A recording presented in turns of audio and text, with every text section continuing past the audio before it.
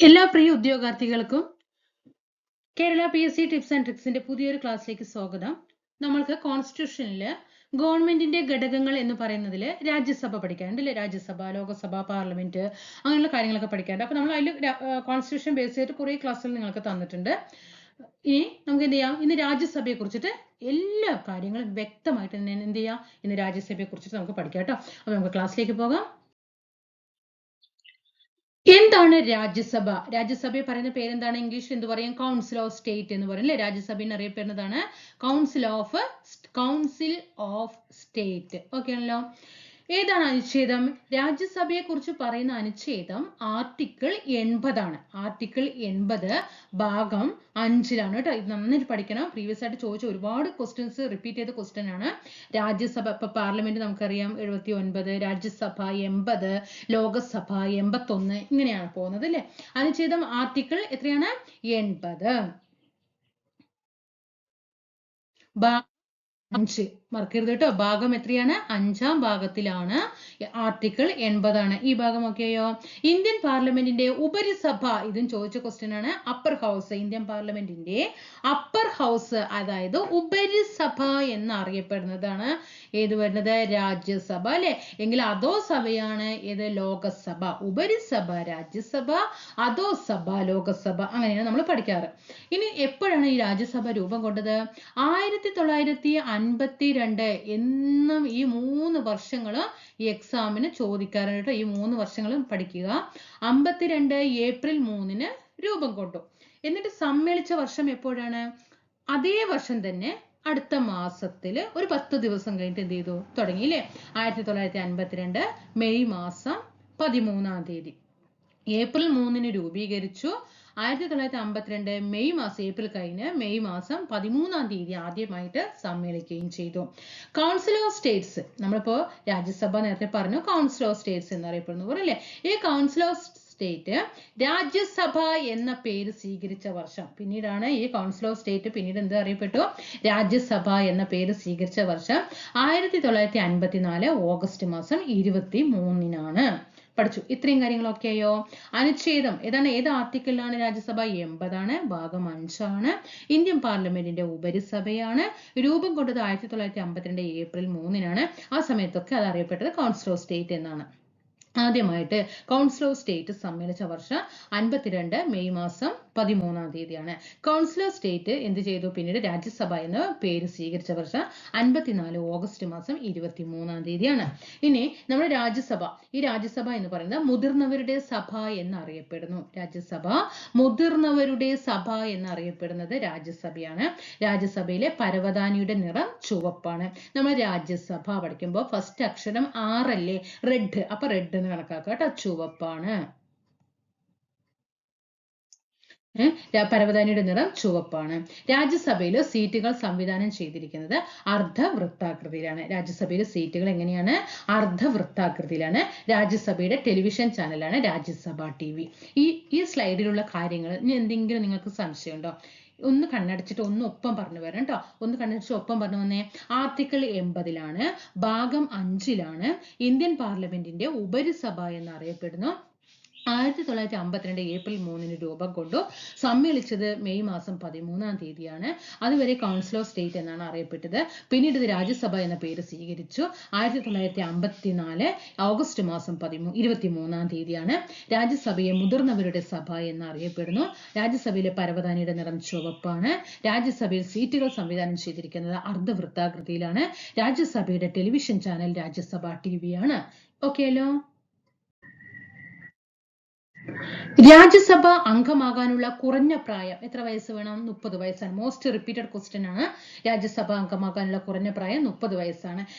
ഇങ്ങനെ പറയുന്ന അനുച്ഛേദം ഏതിലാണ്? 84-ലാണ് കേട്ടോ. അനുച്ഛേദം 84-ലാണ് ഇതിനെക്കുറിച്ച് പറയുന്നത്. എന്ത് പറയുന്നത്? രാജ്യസഭയിൽ അംഗമാകാനുള്ള കുറഞ്ഞ പ്രായം 30 വയസ്സാണ് എന്നുള്ളത് അനുച്ഛേദം ഏതിലാണ്? 84-ലാണ്. ഏറ്റവും കൂടുതൽ രാജ്യസഭാ അംഗങ്ങളുള്ള സംസ്ഥാനം ഉത്തർപ്രദേശാണ് കേട്ടോ. 31 രാജ്യസഭാ സീറ്റാണുള്ളത് അവിടെ. ഏറ്റവും കൂടുതൽ രാജ്യസഭാ അംഗങ്ങളുള്ള സംസ്ഥാനം ഉത്തർപ്രദേശാണ്. ഉത്തർപ്രദേശിൽ എത്ര രാജ്യസഭാ അംഗങ്ങളാണ്? 31 ആണ്. രണ്ടാമത്തെ സംസ്ഥാനം മഹാരാഷ്ട്രയാണ്. 19 ആണ് കേട്ടോ.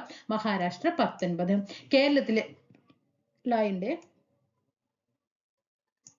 കേരളത്തിലെ രാജ്യസഭാ അംഗങ്ങളുടെ എണ്ണം എത്രയാണ്? 9. അപ്പൊ ഫസ്റ്റ് ഏറ്റവും കൂടുതൽ രാജ്യസഭാ സീറ്റ് ഉത്തർപ്രദേശ് 31 സീറ്റ്, രണ്ടാമത് മഹാരാഷ്ട്ര 19 സീറ്റ്, അതിന് 10 കുറച്ച് കേരളം 9.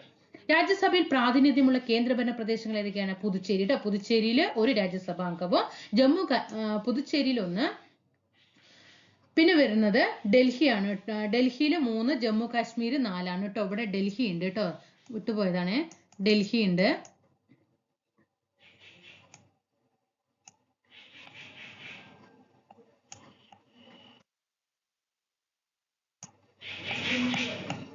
ഓക്കെ, രാജ്യസഭ പ്രാതിനിധ്യമുള്ള കേന്ദ്രഭരണ പ്രദേശങ്ങൾ ഏതൊക്കെയാണെന്ന് ചോദിച്ചാൽ പുതുച്ചേരി, ഡൽഹി, ജമ്മു ആൻഡ് കാശ്മീർ ആണ്. പുതുച്ചേരിയിൽ ഒരു രാജ്യസഭാ അംഗവും, ഡൽഹിയിൽ എത്രയാണ്? ഡൽഹിയിൽ എത്ര പറഞ്ഞു? അതുപോലെ ജമ്മു കാശ്മീരിൽ എത്രയാണ്? 3 അല്ലെ?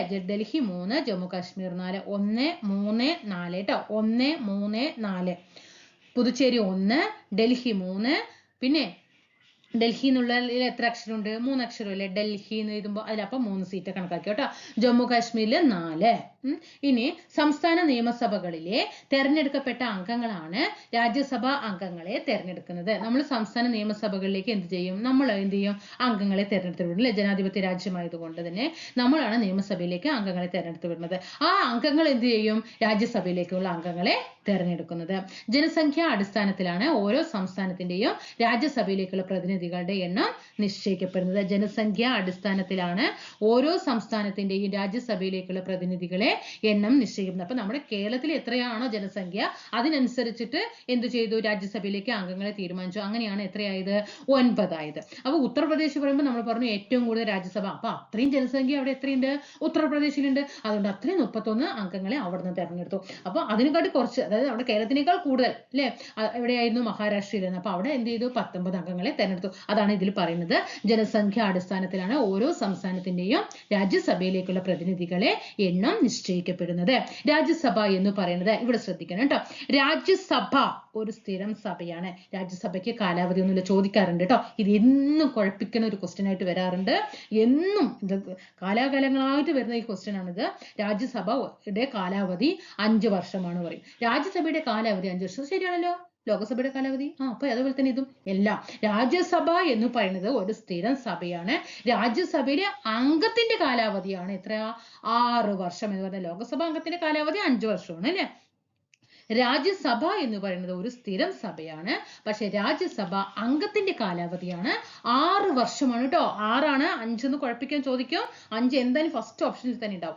6 വർഷമാണ് രാജ്യസഭാ അംഗത്തിന്റെ കാലാവധി. 6 വർഷമാണ്. രാജ്യസഭയിൽ നിന്ന് ഓരോ 2 വർഷം കൂടുമ്പോഴും കാലാവധി പൂർത്തിയാക്കിയ 1/3 അംഗങ്ങൾ പിരിഞ്ഞു പോകുന്നു. അതായത് മനസ്സിലായോ ഇവിടെ എന്താന്ന്? കാരണം 5 വർഷം കൂടുമ്പോൾ രാജ്യസഭ പിരിച്ചുവിട്ടിട്ട് പുതിയ അംഗങ്ങളെ തെരഞ്ഞെടുക്കുന്ന പരിപാടിയല്ല രാജ്യസഭയിൽ. കാരണം രാജ്യസഭ എന്ന് പറയുന്നത് സ്ഥിരം സഭയാണ്. അപ്പൊ ഒരംഗം വന്നു, 6 വർഷം കഴിഞ്ഞു. 6 വർഷം കഴിയുമ്പോൾ എന്താകും? അവിടുന്ന് വ്യക്തികൾ പോകും. പിന്നീട് അപ്പോഴേക്കും എന്താണ്? അടുത്ത ചിലവര് 2 വർഷം കഴിഞ്ഞിട്ട്, 6 വർഷം ആ പോയവര് കഴിഞ്ഞിട്ടായിരിക്കാം മറ്റു 2 വ്യക്തികൾ എന്തായിരിക്കും അംഗമായിട്ടുണ്ടാകുക. അപ്പൊ അവരുടെ കാലാവധിക്ക് അനുസരിച്ചിട്ട് എന്ത് ചെയ്യും? രാജ്യസഭയിൽ നിന്ന് ഓരോ 2 വർഷം കൂടുമ്പോഴും 2ആണ് കേട്ടോ, 2ആണ്. ഒരു സ്റ്റേറ്റ്മെന്റ് ഒക്കെ വരുമ്പോൾ ചിലപ്പോൾ 3, 4 ഒക്കെ തരും. മറക്കണ്ട. ഓരോ 2 വർഷം കൂടുമ്പോഴും കാലാവധി പൂർത്തിയാക്കിയ എത്ര അംഗങ്ങൾ വരും? 1/3 അംഗങ്ങൾ പിരിഞ്ഞു പോകുന്നു. ഈ പോയിന്റ് ഒന്ന് ശ്രദ്ധിക്കണം കേട്ടോ. ഒന്ന് നോട്ട് ചെയ്യണേ. അതുപോലെ ഇതാ ഈ ഒരു പോയിന്റ് ഒന്ന് നോട്ട് ചെയ്യണം കേട്ടോ. നന്നായി നോട്ട് ചെയ്തേ. രാജ്യസഭ ഒരു സ്ഥിരം സഭയാണ്. രാജ്യസഭാ അംഗത്തിന്റെ കാലാവധി 6 വർഷമാണ്. രാജ്യസഭയിൽ നിന്ന് ഓരോ 2 വർഷം കൂടുമ്പോഴും കാലാവധി പൂർത്തിയാക്കിയ 1/3 അംഗങ്ങൾ പിരിഞ്ഞു പോകുന്നു. മനസ്സിലായോ? ഒന്നും കൂടി പറഞ്ഞു തരട്ടെ. ഒന്നും കൂടി ഒന്ന് ശ്രദ്ധിക്കുക നന്നായിട്ട്. രാജ്യസഭാ അംഗമാകാനുള്ള കുറഞ്ഞ പ്രായം 30 വയസ്സ് എന്ന് പറയുന്ന 30 വയസ്സാണ്. അത് പറയുന്ന അനുച്ഛേദം 84 ഏറ്റവും കൂടുതൽ രാജ്യസഭാ അംഗങ്ങളുള്ളത് ഉത്തർപ്രദേശിലാണ്, 31. രണ്ടാമത്തെ സ്ഥാനം മഹാരാഷ്ട്രയ്ക്കാണ്, 19 രാജ്യസഭാ അംഗങ്ങളാണ്. നമ്മുടെ കേരളത്തിൽ നിന്നും 9 അംഗങ്ങളാണ്. ഈ അംഗങ്ങളെയൊക്കെ തിരഞ്ഞെടുക്കുന്നത് ഓരോ സംസ്ഥാനത്തെയും ജനസംഖ്യയുടെ അടിസ്ഥാനത്തിലാണ്. രാജ്യസഭാ പ്രാതിനിധ്യമുള്ള കേന്ദ്രഭരണ പ്രദേശങ്ങളാണ്. കേന്ദ്രഭരണ പ്രദേശങ്ങൾ ആദ്യം പഠിക്കുക കേട്ടോ. പുതുച്ചേരി, ഡൽഹി, ജമ്മു കാശ്മീർ. പുതുച്ചേരിയിൽ ഒരു രാജ്യസഭാംഗം, ഡൽഹിയിൽ 3 രാജ്യസഭ. ഡൽഹിയിൽ 3 അക്ഷരല്ലേ? 3 രാജ്യസഭാംഗം. ജമ്മു ആൻഡ് കാശ്മീരിൽ 4 എണ്ണമാണ്. പിന്നെ കാശ്മീരിന് മാത്രം എടുക്കാം കേട്ടോ. ജമ്മു ഒഴിവാക്കിയിട്ട് കാശ്മീരിന് മാത്രം നോക്കിക്കേ. 4 അക്ഷരം വന്നില്ലേ? അപ്പൊ 4 രാജ്യസഭാംഗം കണക്കാക്കണം കേട്ടോ. ഇനി പിന്നെ നമ്മൾ പറഞ്ഞു സംസ്ഥാന നിയമസഭകളിലെ തെരഞ്ഞെടുക്കപ്പെട്ട അംഗങ്ങളാണ് രാജ്യസഭാ അംഗങ്ങളെ തെരഞ്ഞെടുക്കുന്ന പോയിന്റ് നോട്ട് ചെയ്യണം കേട്ടോ. പോയിന്റ് ഒന്ന് നോട്ട് ചെയ്യണേ, ഒന്ന് സ്ട്രെസ് ചെയ്ത് ഒന്ന് വായിച്ചേ. സംസ്ഥാന നിയമസഭകളെ ഒന്ന് കണക്കാക്കി നമ്മളാണ് നിയമസഭയിലേക്ക് അങ്ങനെ പഠിക്കണം കേട്ടോ. നമ്മൾ ഓരോരോ വ്യക്തികളെ നമ്മൾ മനസ്സിൽ കാണണം. നമ്മളാണ് സംസ്ഥാന നിയമസഭയിലേക്ക് അംഗങ്ങളെ തെരഞ്ഞെടുത്ത് തെരഞ്ഞെടുക്കപ്പെടുന്നത്. ആ അംഗങ്ങൾ ചേർന്നിട്ടാണ് രാജ്യസഭയിലേക്കുള്ള അംഗങ്ങളെ തെരഞ്ഞെടുക്കപ്പെടുന്നത്. മനസ്സിലാക്കിക്കോ. ജനസംഖ്യയുടെ അടിസ്ഥാനത്തിലാണ് ഓരോ സംസ്ഥാനത്തിന്റെയും രാജ്യസഭയിലേക്കുള്ള പ്രതിനിധികളുടെ എണ്ണം നിശ്ചയിക്കുന്നത്. അത് നമ്മൾ മനസ്സിലാക്കി. രാജ്യസഭ ഒരു സ്ഥിരം സഭയാണ്. രാജ്യസഭ അംഗത്തിന്റെ കാലാവധിയാണ് 6 വർഷം. രാജ്യസഭയിൽ നിന്ന് ഓരോ 2 വർഷം കൂടുമ്പോഴും കാലാവധി പൂർത്തിയാക്കിയ 1/3 അംഗങ്ങൾ പിരിഞ്ഞു പോകുന്നു. ഇനി രാജ്യസഭാ സീറ്റുകൾ അല്ലെ, എങ്ങനെയാണ് രാജ്യസഭാ സീറ്റ്? 4 ഇല്ല കേട്ടോ. രാജ്യസഭയിലേക്ക് സംസ്ഥാനങ്ങളിൽ നിന്നും കേന്ദ്രഭരണ പ്രദേശങ്ങളിൽ നിന്നും സീറ്റ് വിഭജനത്തെ പറ്റി അനുശാസിക്കുന്നത് ഭരണഘടനയിലെ 4ാം പട്ടികയിലാണ്. നോട്ട് ചെയ്യണം. ഇപ്പൊ നമ്മൾ പറഞ്ഞില്ലേ, സംസ്ഥാനത്തെ നിയമസഭകളിൽ നിന്ന് നിയമസഭയിലെ അംഗങ്ങളാണ്, അതുപോലെ കേന്ദ്രഭരണ പ്രദേശങ്ങളിലെയും അംഗങ്ങളാണ് എന്ത് ചെയ്യുന്നത്? രാജ്യസഭയിലേക്ക് അംഗങ്ങളെ അയക്കുന്നത് അല്ലെ. അങ്ങനെ ഓരോരോ സീറ്റ് പറഞ്ഞിട്ടുണ്ട്. ഇപ്പൊ നമ്മൾ നേരത്തെ പറഞ്ഞില്ലേ, ഉത്തർപ്രദേശിൽ 31 ഉണ്ട്, നമ്മുടെ കേരളത്തിൽ 9 ഉണ്ട് എന്നൊക്കെ നമ്മൾ പഠിച്ചു അല്ലെ. അതൊക്കെ പറയുന്നത് ഏത് അനുച്ഛേദത്തിലാണ്? ഏത് പട്ടികയിലാണ്? 4ാം പട്ടികയിലാണ് കേട്ടോ. പിന്നെ രാജ്യസഭ സീറ്റ് ക്രമീകരിച്ചിരിക്കുന്ന ആകൃതി നമ്മൾ നേരത്തെ പറഞ്ഞു, അർദ്ധവൃത്താകൃതിയിലാണ്. ഇനി രാജ്യസഭയില് നമ്മളിപ്പോ കേരളത്തിൽ 9 പറഞ്ഞു, നമ്മൾ നേരത്തെ മഹാരാഷ്ട്രയിൽ 19 പറഞ്ഞു, ഉത്തർപ്രദേശിൽ 31 പറഞ്ഞു, ഇങ്ങനെയൊക്കെ പഠിച്ചില്ലേ. ഇനി ഒറ്റ സീറ്റ് മാത്രമുള്ളത് രാജ്യസഭയില്, ഒരു സീറ്റ് മാത്രമുള്ള സംസ്ഥാനങ്ങൾ ഏതൊക്കെയാണ്? മിസോറാം. കാരണം ജനസംഖ്യ കുറവാണ്, അപ്പൊ അതിനനുസരിച്ചിട്ട് അവിടെ സീറ്റ് കൊടുത്തിരിക്കുന്നു. മിസോറാം, മണിപ്പൂര്, അരുണാചൽ പ്രദേശ്, സിക്കിം, ഗോവ, നാഗാലാൻഡ്, ത്രിപുര, മേഘാലയ, ഇതൊക്കെ എന്താണ്? രാജ്യസഭയിൽ ഒരു സീറ്റ് മാത്രമുള്ളതാണ് അല്ലെ. മിസോറാം, മേഘാലയ, മണിപ്പൂർ, എന്നുള്ള 3 സംസ്ഥാനങ്ങളും ഇവിടെ ഉണ്ട്. നോക്കിക്കേ, മിസോറാം ഉണ്ട്, മധ്യപ്രദേശ് ഇല്ല കേട്ടോ. പറയുമ്പോൾ മധ്യപ്രദേശ് വരെ, പക്ഷെ കിഴക്കൻ ഏരിയയിലുള്ള സംസ്ഥാനങ്ങൾ നോക്കിക്കേ, മിസോറാം, മണിപ്പൂര്, മേഘാലയ, കണ്ടോ. ഇനി വരുന്ന നോക്കിക്കേ, ഗോവയുണ്ട്, നാഗാലാൻഡ് ഉണ്ട് അല്ലെ. ഗോവ, നാഗാലാൻഡ്, പിന്നെ അരുണാചൽ, സിക്കിം, ത്രിപുര കേട്ടോ. അരുണാചൽ, സിക്കിം, ത്രിപുര പഠിച്ചല്ലോ. വരുന്ന 3 സംസ്ഥാനങ്ങൾ ഏതൊക്കെയാണ്? മിസോറാം, മേഘാലയ, മണിപ്പൂർ. കിഴക്കൻ ഭാഗത്ത് കിടക്കുന്ന സംസ്ഥാനങ്ങളെ ഒന്ന് ആലോചിച്ചാൽ മതി കേട്ടോ. മധ്യപ്രദേശിനെ കണക്കാക്കണ്ട. മിസോറാം, മണിപ്പൂർ, മേഘാലയ, പിന്നെ വരുന്നത് നാഗാലാൻഡ്, ഗോവ, പിന്നെ അരുണാചൽ, സിക്കിം, ത്രിപുര. ഓക്കെ. ഇനി രാജ്യസഭയിൽ എത്ര സീറ്റുകളാണ്? പരമാവധി സീറ്റുകളുടെ എണ്ണം 250 ആണ്. 250. ഓരോ സംസ്ഥാനങ്ങളും ഇപ്പൊ നമ്മൾ നേരത്തെ പറഞ്ഞില്ലേ, ഇപ്പോ നമ്മുടെ രാജ്യസഭയില് ഓരോ സംസ്ഥാനങ്ങളിലെയും അതുപോലെ കേന്ദ്രഭരണ പ്രദേശങ്ങളിലെയും പ്രതിനിധികളെ തെരഞ്ഞെടുത്ത രാജ്യസഭയിലെ അംഗങ്ങളുടെ ഇപ്പൊ എണ്ണം എത്രയാണ്? 238. 250 അംഗങ്ങളാണ് പരമാവധി, ഇപ്പൊ 238 അംഗങ്ങളാണ്. ഇനി അടുത്തത് പ്രസിഡന്റ് നാമനിർദ്ദേശം ചെയ്യില്ലേ രാജ്യസഭയിലേക്ക്. എത്ര പേരെയാണ് പ്രസിഡന്റ് നാമനിർദ്ദേശം ചെയ്യുന്നത്? 12 പേരെയാണ് എന്ത് ചെയ്യുക? പ്രസിഡന്റിന്റെ ഇതില് നാമനിർദ്ദേശം ചെയ്യുന്നത് 12 പേരെയാണ്. അത് ഏതൊക്കെ മേഖലയിൽ നിന്നുള്ളവരായിരിക്കും ഈ 12 പേര്? കല, ശാസ്ത്രം, സാമൂഹ്യ സേവനം, സാഹിത്യം, ഈ മേഖലകളിൽ നിന്നായിരിക്കും 12 പേരെ രാഷ്ട്രപതി നോമിനേഷൻ ചെയ്യുന്നത്. ഇങ്ങനെ രാജ്യസഭയിലേക്ക് 12 പേരെ, അല്ലെ 12 പേരെ എന്ന് പറയുന്നില്ല, രാജ്യസഭയിലേക്ക് രാഷ്ട്രപതിക്ക് നാമനിർദ്ദേശം ചെയ്യാം എന്ന ആശയം കടമെടുത്തിരിക്കുന്ന രാജ്യം അയർലൻഡ് ആണ് കേട്ടോ. അയർലൻഡ് ആണ്, നോട്ട് ചെയ്യണം. അയർലൻഡ് ആണ് കേട്ടോ രാജ്യസഭയിലേക്ക് പ്രസിഡന്റ് നാമനിർദ്ദേശം ചെയ്യുന്നത് 12 പേരെയാണ്. ഇങ്ങനെ രാജ്യസഭയിലേക്ക് പ്രസിഡന്റിന് നാമനിർദ്ദേശം ചെയ്യാം എന്ന ആശയം നമ്മുടെ ഇന്ത്യ കടമെടുത്തിരിക്കുന്നത് അയർലൻഡിൽ നിന്നാണ്. രാജ്യസഭയുടെ യഥാർത്ഥ അംഗബലം എത്രയാണ്? 245 അംഗബലമാണ് കേട്ടോ. അംഗബലമാണ്. നമ്മളവിടെ സീറ്റ് നേരത്തെ പറഞ്ഞിട്ടായിരുന്നു, 250 സീറ്റാണ് മൊത്തം ഇവിടെ രാജ്യസഭയിലുള്ളത്. രാജ്യസഭയുടെ യഥാർത്ഥ അംഗബലം എത്രയാണ്? 245 ആണ്. നിലവിൽ എത്ര അംഗങ്ങളുണ്ട്? 238 അംഗങ്ങളാണ് നമ്മുടെ രാജ്യസഭയിൽ നിലവിലുള്ളത് കേട്ടോ. സംസ്ഥാനങ്ങളിൽ നിന്നുള്ള യഥാർത്ഥ അംഗബലം എത്രയാണ്? 225 പേരാണ് കേട്ടോ. നമ്മുടെ സംസ്ഥാനങ്ങളിൽ നിന്ന് 238 അംഗങ്ങൾ പറഞ്ഞില്ലേ. സംസ്ഥാനങ്ങളിൽ നിന്നുള്ള യഥാർത്ഥ അംഗബലം എത്രയാണ്? 225. ടോട്ടൽ എത്രയാണ്? 245. അതിൽ 225ഉം എവിടെ നിന്നാണ്? സംസ്ഥാനങ്ങളിൽ നിന്നാണ്. കേന്ദ്രഭരണ പ്രദേശത്ത് നിന്ന് നമ്മൾ നേരത്തെ പറഞ്ഞു അല്ലേ, ഡൽഹി 3 അല്ലേ, പുതുച്ചേരി 1, കാശ്മീർ 4, അങ്ങനെ 8 പേരിൽ കേന്ദ്രഭരണ പ്രദേശത്ത് നിന്നുള്ള യഥാർത്ഥ അംഗബലം എത്രയാണ്?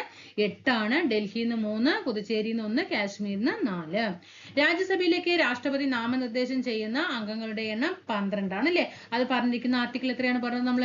80. ആർട്ടിക്കിൾ 80 ഇതിനെ കുറിച്ചിട്ട് പറയുന്നത്. അത് ഈ ഒരു 3 പോയിന്റ് നോട്ട് ചെയ്യണം കേട്ടോ. രാജ്യസഭയിലേക്ക് രാഷ്ട്രപതി നാമനിർദ്ദേശം ചെയ്യുന്ന അംഗങ്ങളുടെ എണ്ണം 12.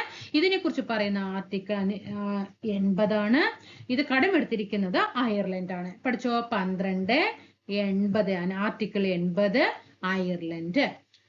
ഇന്നത്തെ അത് പറഞ്ഞു. കലാ, സാഹിത്യം, ശാസ്ത്രം, സാമൂഹ്യ സേവനം എന്നീ വിവിധ മേഖലകളിൽ കഴിവ് തെളിയിച്ചവരെയാണ് രാഷ്ട്രപതി നാമനിർദ്ദേശം.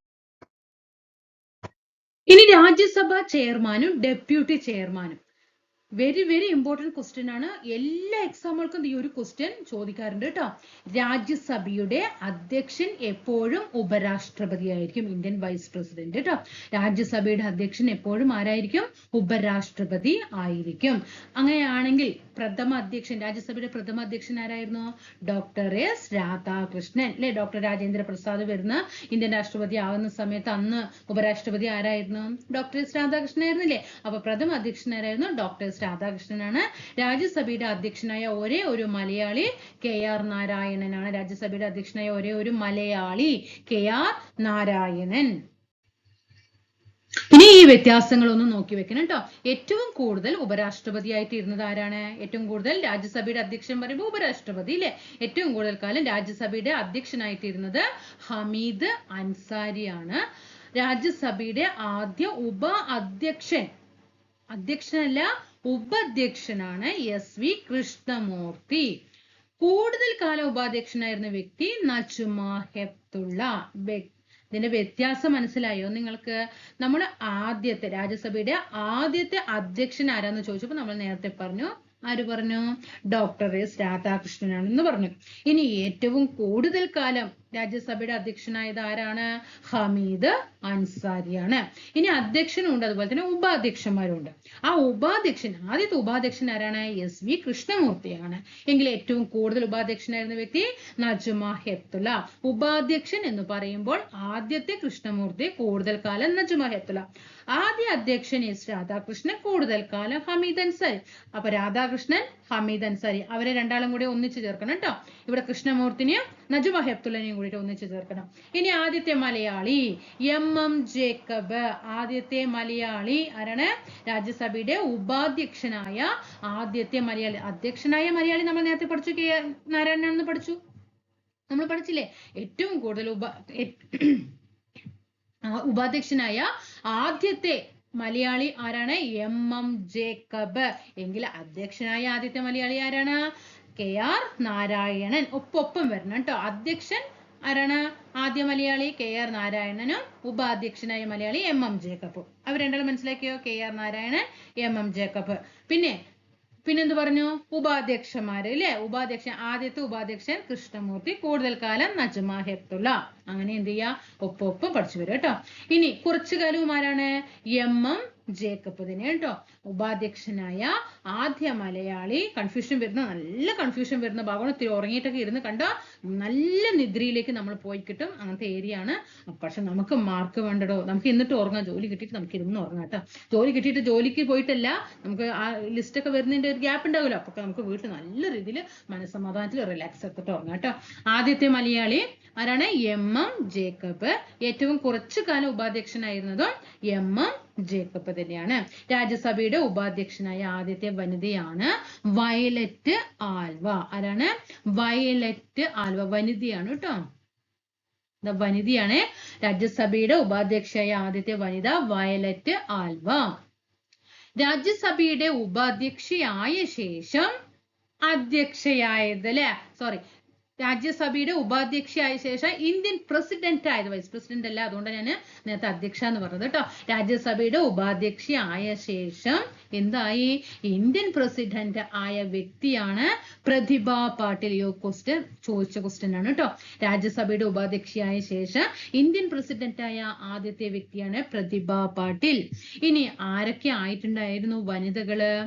വനിതകൾ ആരൊക്കെയാണ്? രാജ്യസഭയുടെ ഉപാധ്യക്ഷയായിട്ടുള്ള വനിതകളാണ് വയലറ്റ് ആൽവ, നജ്മ ഹെപ്തുള്ള, പ്രതിഭ പാട്ടീൽ. ആരൊക്കെയാണ്? വയലറ്റ് ആൽവ, നജ്മ ഹെപ്തുള്ള, പ്രതിഭ പാട്ടീൽ. ഇപ്പൊ ഇവിടെ ഒരു ക്വസ്റ്റ്യൻ നമ്മൾ ഈ നജ്മ ഹെപ്തുള്ളയും അതുപോലെ വയലറ്റ് ആൽവി കേട്ടോ. ഇവിടെ എന്താണ്? രണ്ടുപേരും വനിതകളാണ്. പക്ഷെ ആദ്യത്തെ വനിത ആരാണ്? വയലറ്റ് ആൽവയാണ് കേട്ടോ. ആദ്യം രാജ്യസഭയുടെ ഉപാധ്യക്ഷ വയലറ്റ് ആൽവയാണ്. എന്നാൽ ഏറ്റവും കൂടുതൽ കാലം ഉപാധ്യക്ഷ ഏതാണ്? നജ്മ ഹെപ്തുള്ള. ഏറ്റവും കൂടുതൽ രാജ്യസഭ അംഗമായിരുന്ന മലയാളിയാണ് BV അബ്ദുള്ള കോയ. ഏറ്റവും കൂടുതൽ രാജ്യസഭയിൽ അംഗമായിരുന്ന മലയാളി BV അബ്ദുള്ള കോയ. വ്യത്യാസങ്ങളൊക്കെ മനസ്സിലായോ? എന്തെങ്കിലും കൺഫ്യൂഷൻ വരുന്നുണ്ടോ? അപ്പൊ ഒന്നും കൂടി ഞാൻ പറയാം, ഒപ്പം കണക്ട് ചെയ്തിട്ട് വരാം കേട്ടോ. രാജ്യസഭയുടെ അധ്യക്ഷൻ എപ്പോഴും ആരാണ്? ഇന്ത്യയിലെ ഉപരാഷ്ട്രപതിയാണ് അല്ലെ? ഇന്ത്യൻ ഉപരാഷ്ട്രപതിയാണ്, അല്ലെങ്കിൽ ഇന്ത്യൻ വൈസ് പ്രസിഡന്റ് ആണ് എപ്പോഴും രാജ്യസഭയുടെ അധ്യക്ഷൻ. രാജ്യസഭയുടെ പ്രഥമ അധ്യക്ഷൻ ആരാണ്? അപ്പൊ ഫസ്റ്റത്തെ നമ്മുടെ 47 സ്വാതന്ത്ര്യം കിട്ടിയ സമയത്തേക്ക് പോയിക്കേ. നമ്മുടെ രാഷ്ട്രപതി ഡോക്ടർ രാജേന്ദ്ര പ്രസാദ്.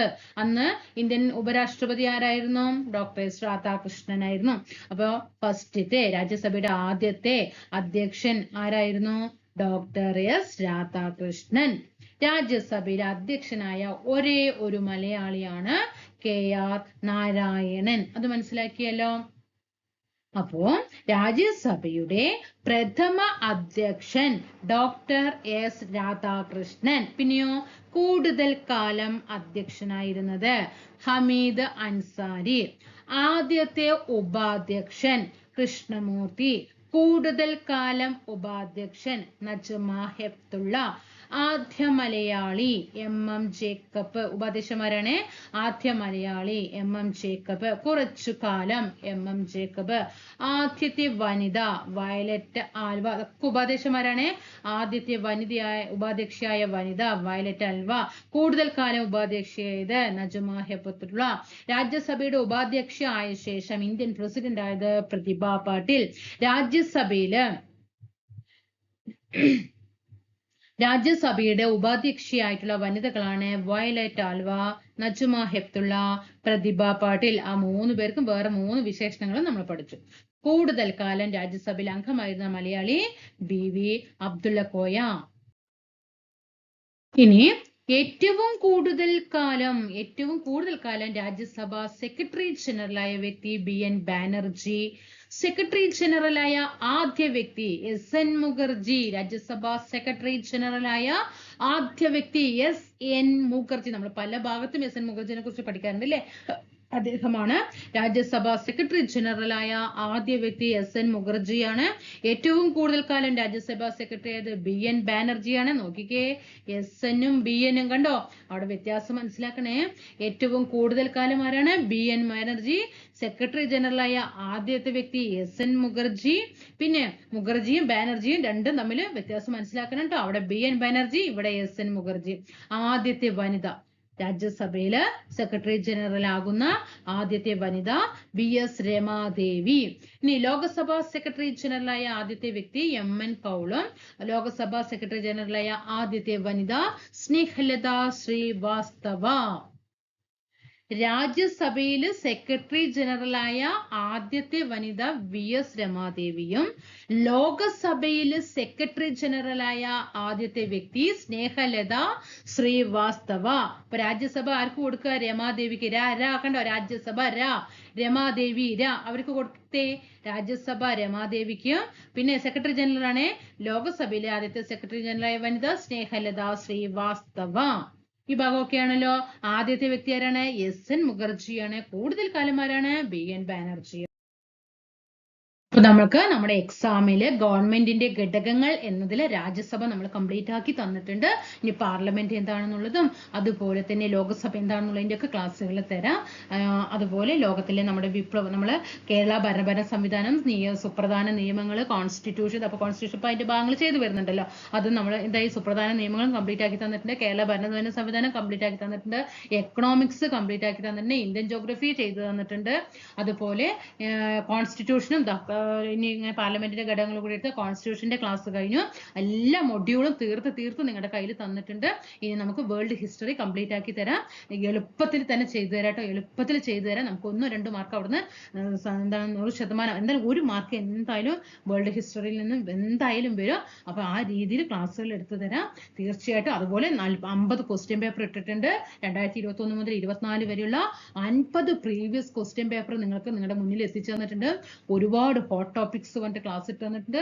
ഇതൊക്കെ പ്രയോജനപ്പെടുത്തി മാർക്കാക്കി എൻ്റെ കൂട്ടുകാർ മാറ്റണം. അതൊരു അഭ്യർത്ഥനയായിട്ട് ഞാൻ കണക്കാക്കുകയാണ്. നിങ്ങളുടെ ഒരു ചേച്ചി എന്ന നിലയ്ക്ക് നിങ്ങൾ എന്ത് ചെയ്യുക, നിങ്ങൾ അതിനെ അക്സെപ്റ്റ് ചെയ്യുമെന്ന് വിചാരിക്കുന്നു. സ്വീകരിക്കുക കേട്ടോ. നല്ല രീതിയിൽ ഞാനും ഒരു എക്സാം എഴുതുന്ന വ്യക്തിയാണ്. നമുക്കറിയാം, നമ്മൾ ഓരോ യൂട്യൂബ് ക്ലാസ് കാണുമ്പോഴും അതിൽ എന്തെങ്കിലുമൊക്കെ അപാകത ഉണ്ടെങ്കിൽ നമ്മുടെ സമയം പോയി നമുക്ക് ഒരിക്കലും ആ എക്സാം മാർക്ക് ചെയ്യാനായിട്ട് കഴിയില്ല അല്ലേ. നമ്മൾ യൂട്യൂബ് വീഡിയോ കണ്ട് നമ്മുടെ ടൈമും പോകും. എക്സാമിന് വരുമ്പോൾ ആ ക്വസ്റ്റ്യൻ ആൻസർ ഒന്നും അതിലുണ്ടാവില്ല. അതൊക്കെ മനസ്സിലാക്കിയിട്ടുള്ള ഒരു വ്യക്തി എന്ന നിലയ്ക്കാണ് ഞാൻ ഓരോ ടോപ്പിക് എടുക്കുമ്പോഴും ഒരു പെയ്ഡ് ക്ലാസ്സിനേക്കാൾ ഉപരി ഞാൻ നിങ്ങൾക്ക് എന്ത് ചെയ്യുന്നുണ്ട്, ആ നോട്ടുകൾ തരുന്നുണ്ട്.